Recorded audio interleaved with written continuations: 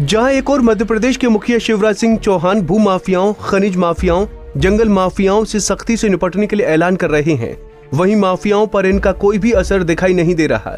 धड़ल्ले से उत्खनन जारी है। कुछ ऐसा ही मामला सामने आया है सामान्य वन मंडल रायसेन सर्किल के दीवानगंज गीदड़ वन बीट में। मामला कुछ इस तरह का है कि गुफा मंदिर की 17 एकड़ सरकारी जमीन पर अवैध ईंट भट्टे लगे हुए हैं। ऐसा करके सरकार को लाखों रुपए का राजस्व का चूना लगाया जा रहा है। वहीं सैकड़ों सागौन के पेड़ों को काटकर ईंट के भट्टों में झोंका जा रहा है। आलम यह है कि ग्रामीणों द्वारा जनप्रतिनिधि और जिला प्रशासन को शिकायत करने के बाद भी इन भू माफियाओं पर कोई भी कार्रवाई नहीं की जा रही है। 22 एकड़ जो ज़मीन है ना तो वो वन विभाग के अंतर्गत आती है ना रेवेन्यू के अंतर्गत आती है। वन विभाग ने उसे रेवेन्यू में ट्रांसफ़र कर दिया है, तो रेवेन्यू ने उसके अभी रिकॉर्ड में उसे दर्ज नहीं करा है। हमारे बुजुर्गों ने ये भूमि गुफा मंदिर के लिए आरक्षित करी थी। इसमें गांव की मवेशी चरती थी, लेकिन इसका कोई ट्रस्ट नहीं था। तो अभी इस साल अंदर ही अंदर बाहर से कुछ पता हमें समझ में आया नहीं, क्योंकि अंदर ही अंदर काम है। तो ये सुरेन ठाकुर जो है कान्हा सैया वाले, इन्होंने यहाँ पे लेबर पटा के हजारों की संख्या में सागौन की इमारती लकड़ी काटी और ये ईंट भट्टे का अवैध लाखों करोड़ों का ईंट भट्टे का अवैध काम कर रहा है। ये आप देख रहे हैं।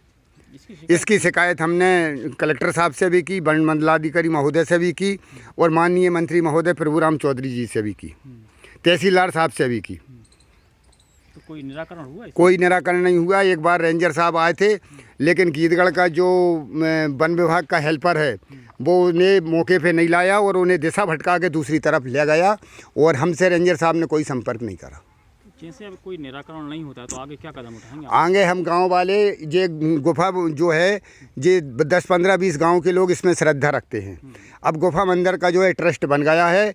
अगर इस पर शासन प्रशासन अगर ध्यान नहीं देता है तो हम सब गाँववासी आके ये ईंट भट्टे को जहाँ से उखाड़ के फेंक देंगे और इसके बाद हम कलेक्टर महोदय के ऑफिस का भी घेराव करेंगे और धरना देंगे, प्रदर्शन करेंगे। 17 एकड़ ज़मीन गुफा मंदिर के नाम से है यहाँ पे, और यहाँ पे भू माफियाओं ने अवैध उत्खनन करने वालों ने और अधिकारियों की साठगांठ से यहाँ पे 17 एकड़ में से 12 से 15 एकड़ ज़मीन में यहाँ पे अवैध लाखों करोड़ रुपए के ईंट भट्टे लगाए जा रहे हैं और हज़ारों पेड़ यहाँ पे सागौन के जो हैं उन्हें काट लिए गए हैं।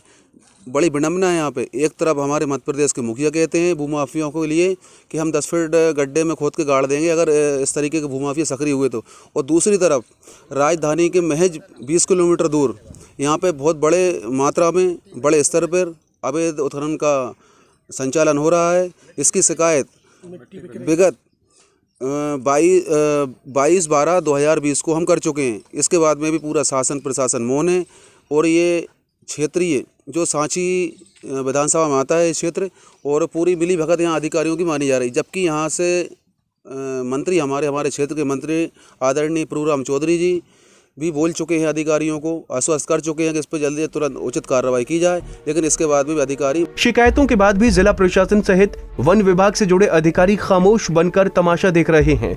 जब इस मामले में जिम्मेदार अधिकारियों से बात की तो जनाब कहते हैं कि जमीन वन विभाग में नहीं आती और गोलमोल जवाब देकर अपनी जिम्मेदारी से पल्ला झाड़ते नजर आए। जरा आप भी सुनिए। मेरी नायब तहसीलदार से बात हुई है। 732 एकड़ जो भूमि है वो विवादित है। नक्शे में वन विभाग लिखा है, खसरे में भी कुछ नहीं लिखा है। उसकी जांच चल रही है।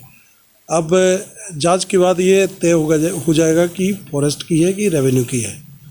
अब भट्टे की बात है तो उसकी हम जाँच करवा लेते हैं और जांच करवाने के बाद जो भी कार्रवाई होगी तत्काल। हाँ, एक्चुअल में हमने उसकी जांच कराई थी। वो राजस्व क्षेत्र आता है, वन क्षेत्र नहीं है। वन क्षेत्र वहाँ से 1 किलोमीटर दूर है। इसके कारण हमारे कार्य क्षेत्र में नहीं आने के कारण अवैध रूप से सौगान के हरे भरे पेड़ों की कटाई बेरोक टोक जमकर की जा रही है। पेड़ों की अगर कटाई इसी तरह की जाती रही तो एक दिन ऐसा आएगा कि जंगलों का नामो निशान ही मिट जाएगा। रायसेन से नसीम अली की रिपोर्ट।